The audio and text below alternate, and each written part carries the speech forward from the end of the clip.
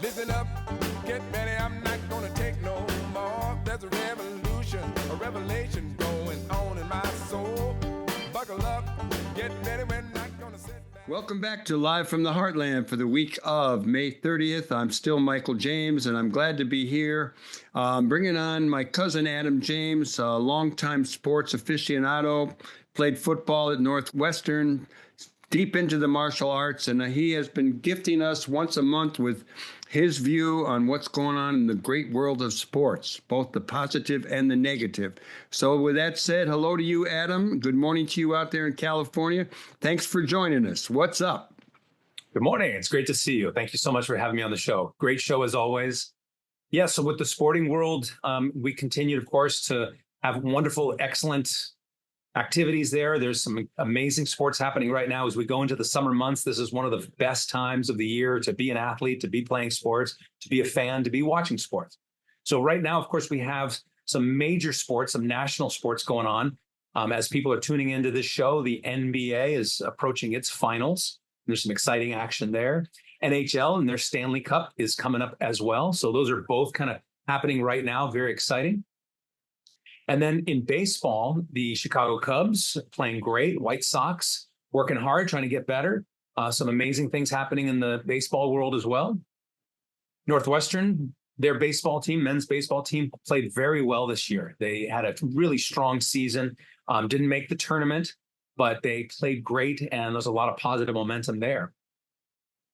What about the Northwestern women's teams? They've been kicking butt. They sure have. They didn't quite go all the way on it, but give us a report and some detail, because I remember when you were playing football up there, you would bring some athletes around the Heartland Cafe, and There was a woman who was a field hockey player.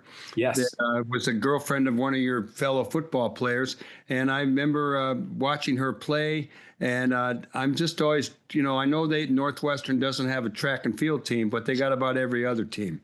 They do. They have a fantastic program from the top to bottom, all of the different sports, the men's and the women's. The women's teams have been playing exceptionally well, as we've just got great athletes, great focus. The women's golf team competed at a very high level all year, got to the tournament and played spectacular. They got to the finals against Stanford, and they won. They are the national championships, first time ever for Northwestern women's golf team. A tremendous accomplishment. Way to go, ladies. Tremendous. Go Cats. Also, the women's lacrosse team had a phenomenal season, played exceptionally well in the tournament, got all the way to the finals, where they played the current defending national championship and one of the dynasties in the women's lacrosse, North Carolina, University of North Carolina. Northwestern's women came very close to upsetting them in the finals. They came up short. They are the runners-up, but what a great season for them as well. And then speaking of the field hockey, women's field hockey, that team at Northwestern continues to play exceptionally well. They are the defending national champions. They will be playing for another national championship. You watch later this year. Oh, I got to check that out. Maybe I'll go. I don't know where they're going to play, here in Chicago area or somewhere else. That's a good question. I think the finals are going to be in Michigan, if I remember correctly. But regardless, they'll have a great season. The women have an amazing facility on the campus there. If you are in Chicago and you love watching collegiate sports, come up to Evanston, watch some Northwestern women's sports teams, and of course, the football team. Right now is an exciting time for football fans, because while they're not playing, they're planning. They're training and getting ready, and the camps are starting soon. So right now, the NFL just had their draft. Teams are moving as far as free agencies going on. The Bears have a lot of hype around them, a lot of excitement. They have, of course, that star quarterback coming back. He's going to have a lot expected from him, because he was the number one draft pick, Caleb Williams. But he's got some great tools, and he's got a great new head coach, Coach Johnson. Ben Johnson should do a great job with the Chicago Bears. Be excited, Bear fans.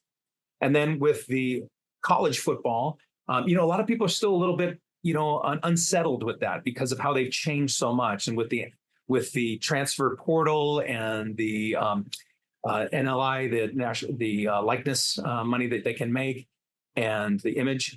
So there's a lot of action there. There's a lot of change. And so some people are unsettled with that. Well, that's been going on for a little bit now, and there's a lot of controversy still about what athletes get paid. What's your take, as someone who observes this, about the portal. Is that what it's called? Yes. Where transfer people portal. can switch teams and people are now making money. What do you think the impact? I mean, we always rooted for the athletes, and we're glad that there were some changes. How do you think it's going? Well, there are some people that aren't happy about it. And usually it's more of a traditional sports fan who, loves their team and they don't want to see these players come in and then leave. I'm for the players. I believe in the athletes and I believe in freedom.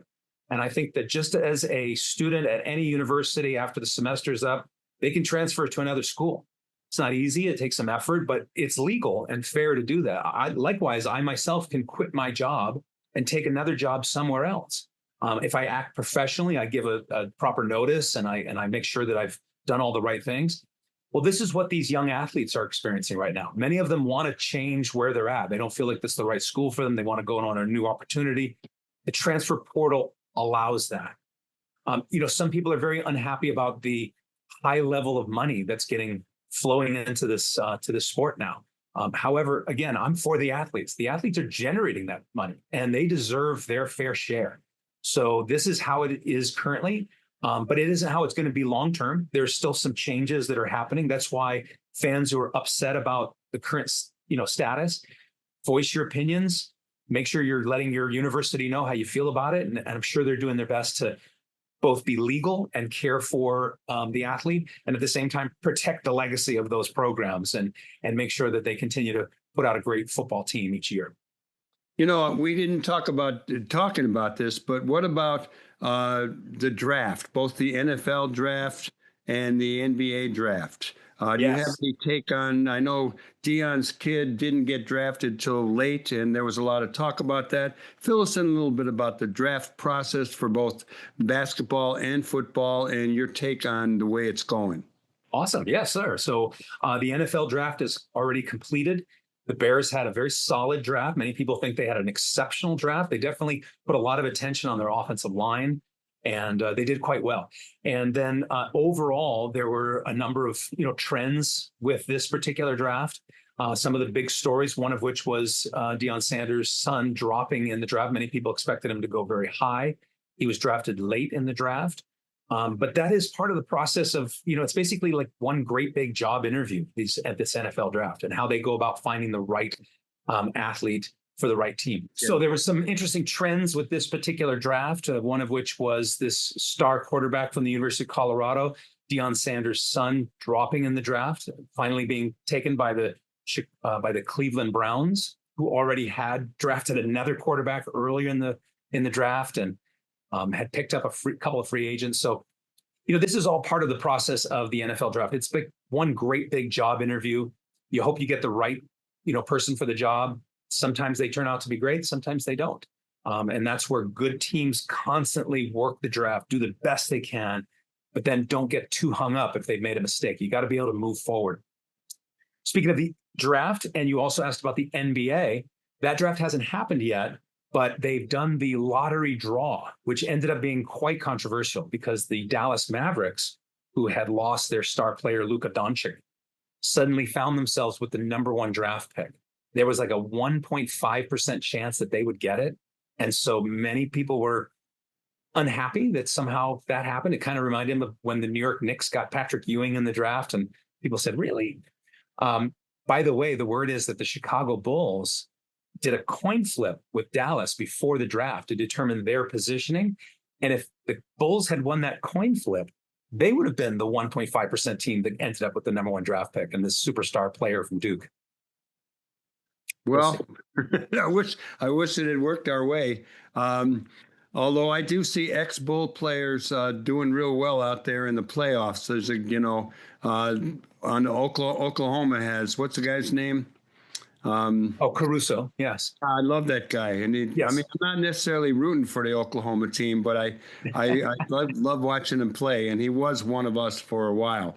Yes. And Bulls fans should feel good about their future, though, because the guy they traded for, Josh Giddey, had played really, really well. He actually improved this year, which is a really good sign for a young player. He's very young. He has a lot of potential to get even better. They've got so many good players, White, and just so many really good up-and-coming guys on that team. Chicago Bulls should feel good about their future, and Chicago fans should feel good about the Bears and the Bulls. the Cubs and the White Sox too. There's a lot of potential for some good things. Yeah, the White Sox have been losing by 1 run or 2 runs. They've been in a lot of games. They made a lot of changes. We have talked about most sports, but we have yet to talk about soccer. Yeah. And I know that there's some big soccer tournaments coming up. There's some big victories going on. There was a tragedy over in Liverpool where they were celebrating a victory. Talk a little bit about soccer, Adam. Well, soccer, of course, is internationally the number one sport in the world. It is something that really connects with a lot of people culturally, whether you're from a South or Central American country that loves the sport of football, or whether you're from Europe and you're a big fan of the big European teams. No matter where you are in the world, Africa, Asia, soccer, football is a big part of sports. And in Chicago, soccer is a really big deal. There's a tremendous soccer activity level in Chicago. There's a lot of people that play soccer, are fans of soccer. So I'm really glad we're adding a little extra time on this sports segment to talk about soccer. So this summer, there are 2 huge tournaments going on in the United States. The United States will be hosting the CONCACAF. I'm not sure if I'm pronouncing that right. I'm not a soccer fan, obviously. But it is the biggest tournament of North and Central America. It's a tournament the United States and Mexico and Canada are the only teams to have ever won. Canada just once. The United States and Mexico have kind of split it over the years. Mexico's got a little bit of an edge on us right now. But that's going to be a really exciting tournament happening here in the United States. Hopefully the USA team will play well and do well in this tournament. Hopefully win it. That's the CONCACAF Gold Cup. What are the call letters of that? It is CONCACAF, CONCACAF. And it stands for the Confederation of North, Central America, and Caribbean Association Football, CONCACAF. Anyway, so they're doing the Gold Cup, they call it. And so it's the national teams from all the major countries in North and Central America. Predominantly, the United States and Mexico have dominated this tournament. One or the other has won. Canada did win it one year. Panama is a really great team, and they played very well. They've got a chance to win it. What is the other country? Costa Rica also plays extremely well. They have a very good team, have a chance to win it. And I believe the other one may have been Jamaica, if I remember correctly. Anyway, the other tournament going on is a club tournament. This is where some of the world's greatest soccer clubs or football clubs who qualify for this tournament play in what's called the Club Cup. And this year, that will be held in the United States. And that will be having teams like, the major teams from Europe. It'll have a couple of teams from the United States. And that is going to be a lot of fun as well. So if you're a fan of the sport of soccer, some of the greatest players in the world will be in North America this summer playing. Unfortunately, none of the games will be played in Chicago. Chicago is not one of the host cities for this tournament. And apparently not for the World Cup, I believe. However, just a short drive away, you've got St. Louis, which will be a host for one of the games. Adam, we only got a minute left, so tell us a little bit about Adam. Well, what I'd love to share with everybody is, as the summer approaches, obviously it's a great time to watch sports. This is the time to play sports. This is the time to get out there and work out. The weather changes, it gets warm. I encourage people to start your exercise program. Be sure to talk to your doctor first if you haven't exercised or exercised in a long time. But if you're healthy and you're ready, get out there, go for it. This is the time, the summer months, go hiking, go walking, go swimming, grab a ball, go out and play ball with your friends, volleyball. There's great beach volleyball in Chicago. If you're a fan of beach volleyball, get out there and play. Baseball, softball, soccer, put on some gloves, do some boxing, have some fun. This is the time of year to really get active. Give us the bonus here on the sports report of both boxing and sumo wrestling. Yes. So the other day, I had a really great time. I was watching both the boxing matches from England, which was a really tremendous card there. The English, the Europeans, they love boxing. It's very, very popular there. And then at the same time, I was flipping back and forth on the channel to sumo. In Japan, in the month of May, is one of the biggest Grand Sumo championships of the year. And this massive tournament was really a lot of fun to watch. I grew up in Hawaii watching sumo, so I'm a fan of the sport. I've seen some great sumo, players over the years. What you want to know is that there is a title, a rank that you can achieve if you've won multiple championships. It's called Yokozuna. And a sumo player who reaches that has an extreme high level of presence. There's only been 74 Yokozuna in modern sumo history. In this tournament, there was a player who is fantastic, young 24-year-old. He's Ozeki, which is the rank just below Yokozuna. And he had a fantastic tournament. He went undefeated. He'd won the whole tournament already when he went into the final match and had a matchup against the Yokozuna, the current Yokozuna. So it was really a great match. Lastly, there was also a young Ukrainian I noticed, a 21-year-old Ukrainian who got into sumo when he was 7 years old, judo and sumo in Ukraine. He went on to become a champion in Ukraine. He is now in Japan. He actually had to get out of the country when the war broke out. He had to be kind of smuggled out and went to Germany and eventually to Japan. He's competing at extremely high level. He had a phenomenal tournament, finished 9-4 in this tournament and won the Fighting Spirit Award. So he's only 21 years old. He's got a great future ahead of him. Adam James, thanks for the sports report. We'll see you soon.